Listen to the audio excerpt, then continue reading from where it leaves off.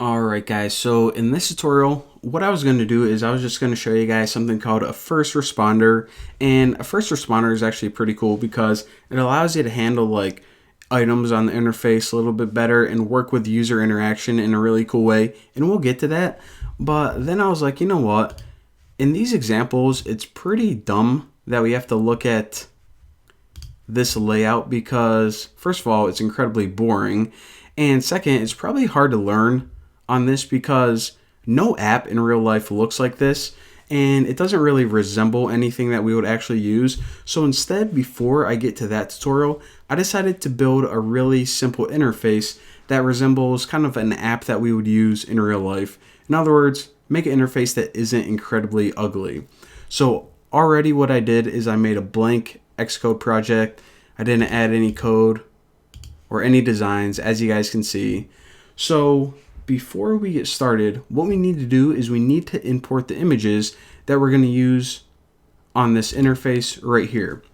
So anytime you want to import images, hop over to this xcassettes file. And again, any assets, any image assets that you want to use in your project on your view, then you need to import them as Xcode assets. So that's technically what this file stands for.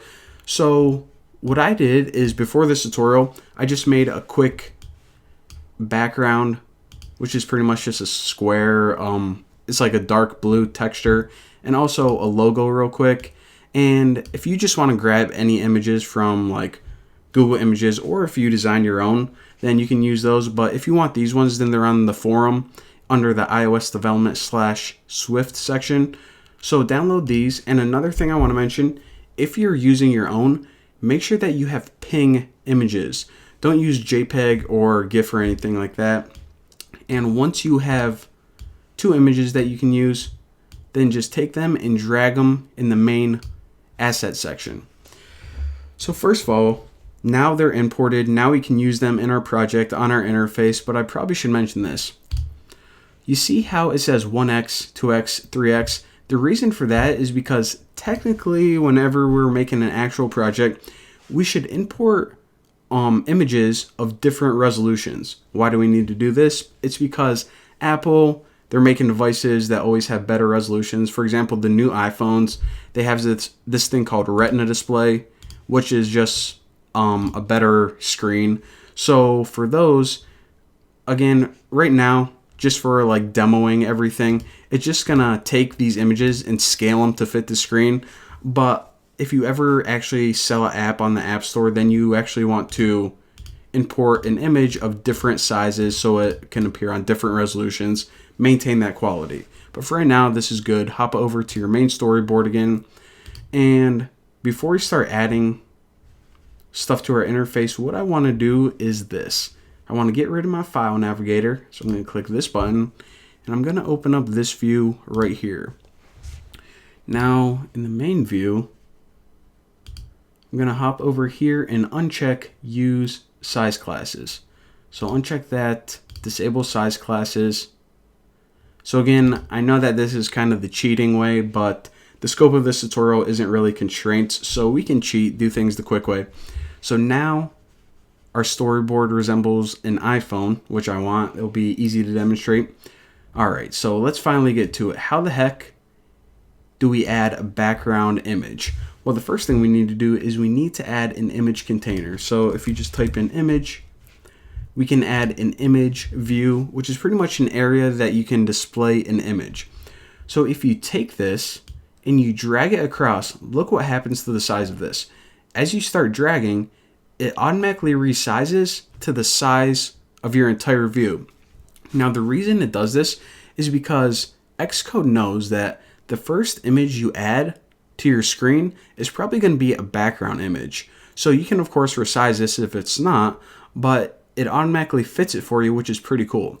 So the only thing that we have to do is we need to make sure that it is positioned in the dead center of the screen. So once you see both of those layout guidelines, you can drop it, and bam, it's the perfect size and the perfect placement already. So what we can do from here is we can actually set this image view, which is just a container that can hold an image, to hold that blue background image. So to do that, once it's selected, click this little icon. This is the attributes, and is the image property. Select blue background or whatever file you're using. So that, check it out. It adds that background image. Pretty stinking awesome. So now what we can do is we can just add the logo. So of course we want to add another image view somewhere, I don't know, maybe somewhere around there. And the image for this is orange logo. All right, so I don't know, it looks all right, but it's stretching this, and that isn't really what I wanted. So if you don't want your image stretched, I mean, it's fine for the background since this is just a solid blue texture. That's actually what we want. But for this logo, what I actually want to do is go down to mode, and I'm going to put aspect fit. So what this does is it maintains the aspect ratio of your image, but it also fits it to the container. So I'm just going to take that and position it just like this. Hold on one second, my humidifier is making stupid noises. Freaking, all right. Now it's messing up my project. Okay.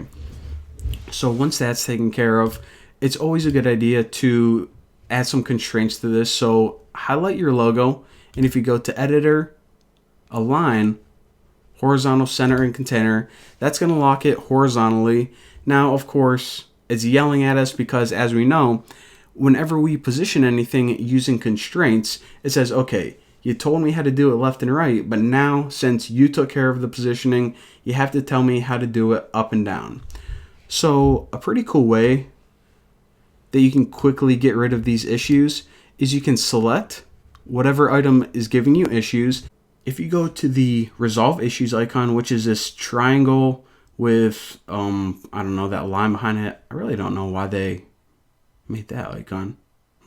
Funny how things are. Anyways, what you can do is you can just have a really quick pop-up to resolve any issues or any warnings for how things are positioned. So this is kind of like the real quick and dirty way. But if you just go to add missing constraints, then it says, okay, whatever rules you're missing, then I'm just going to guess what you want to do, position, and I'm just going to add all those constraints for you real quick.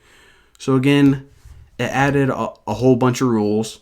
And of course, we can go back and tweak them if it didn't guess right. But for right now, looks good. Got rid of all those warnings.